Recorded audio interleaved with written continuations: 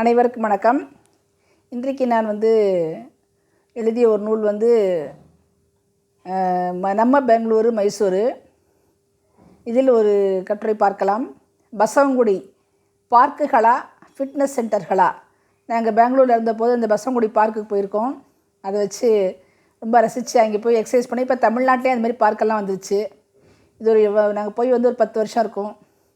பசவங்குடியில் எங்கள் வீட்டின் இருபுறமும் 150 அடி தூரத்தில் ஒன்றும் 500 அடி தூரத்தில் ஒன்றுமாக 2 பார்க்குகள் உள்ளன. இந்த பார்க்குகளில் ஒரு விசேஷம் என்னவெனில், இரண்டுமே ஜிம் போல அனைத்து எக்யூப்மெண்ட்ஸுடன் இருக்கின்றன. ஃபிட்னஸ் சென்டர்களுக்கெல்லாம் மாதம் ஆயிரக்கணக்கில் செலவழிக்க வேண்டாம். இங்கே உள்ள எக்யூப்மெண்ட்ஸில் பயிற்சி செய்தால் போதும். பெங்களூரு மாநகராட்சி மக்கள் நலனில் அக்கறை எடுத்து பொதுமக்களுக்கு இம்மாதிரி வசதிகள் செய்து கொடுப்பதற்கு முதலில் பாராட்டுகள். தண்ணீர் கூட கேன் வாட்டர் வாங்க வேண்டாம். நேரடியாக வீட்டில் வரும் தண்ணீரே குடி தண்ணீர் தான்.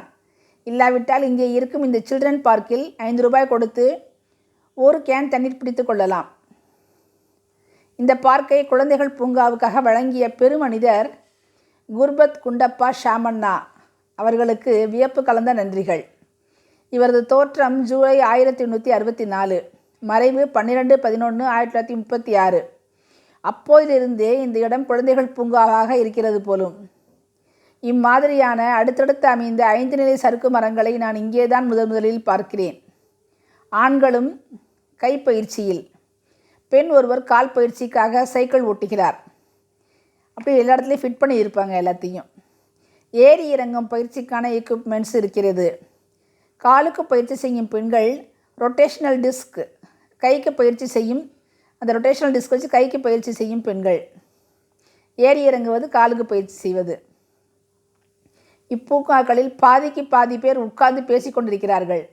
செல்ஃபோனையே யாரும் தொடுவதில்லை. நிஜமான வாழ்க்கையை ஆரோக்கியம் பேணி வாழ்கிறார்கள். அது இன்னொரு பூங்காவும் இருந்தது அங்கே இந்த மத்தியில் அமைந்த இந்த குடில் வெகு அழகாக இருந்தது. ஒரு கோயில், முதல் பார்க்கில் ஒரு கோயில் இருந்தது. அந்த கோவிலுக்கு நிறைய பேர் வர்றாங்க. இங்கே பார்க் ஒரு சுற்றின் மேற்புறம் இன்னும் சில படிகள் ஏறினால் அங்கே இம்மாதிரி சறுக்கு மரங்களும் சில காதலர்களும் காணப்படுவார்கள். ஒன்று வாக்கிங் போகிற பார்க்கு, அதுக்கு மேலே ஒரு வேளையில் எக்ஸசைஸ் பண்ணுற பார்க்கு. இங்கேயும் ஃபிட்னஸ் இயந்திரங்கள், கைக்கு காலுக்கு தோளுக்கு என பயிற்சிகள்.